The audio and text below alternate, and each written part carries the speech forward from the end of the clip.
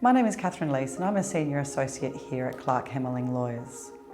For some couples, dividing their assets is something of a priority just after they separate, whereas for others, dividing the property may seem too difficult or just isn't the right time immediately after they separate. It is important to consider that there are time limits that apply to property claims and to claims for spousal maintenance. That is, where one spouse pays periodic amounts to the other spouse to supplement their income because they would otherwise have a low or no income at all. For couples separating after living in a de facto relationship, they have 2 years from the date of their separation to legally and finally settle their property and spouse maintenance matters. If they've not been able to do so in this time, and one of the spouses then applies to the court may grant an extension of time, but only does so in exceptional circumstances.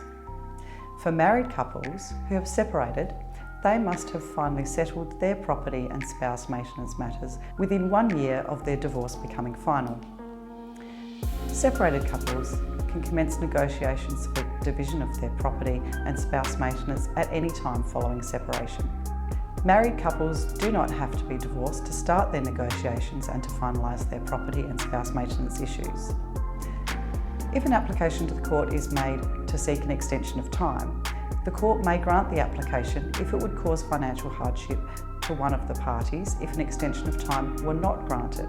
When considering the application, the court may be concerned about the reasons for the delay and the costs that might have been unfairly caused to one of the parties by a failure to progress property matters earlier.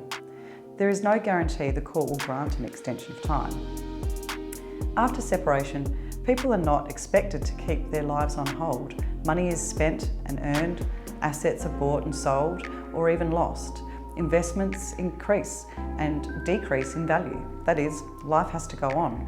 So not only do couples need to keep in mind that time limits apply, the longer they leave it to divide and settle their property and their spouse maintenance issues, the more complicated things become, as their financial situation may have changed significantly from when they first separated.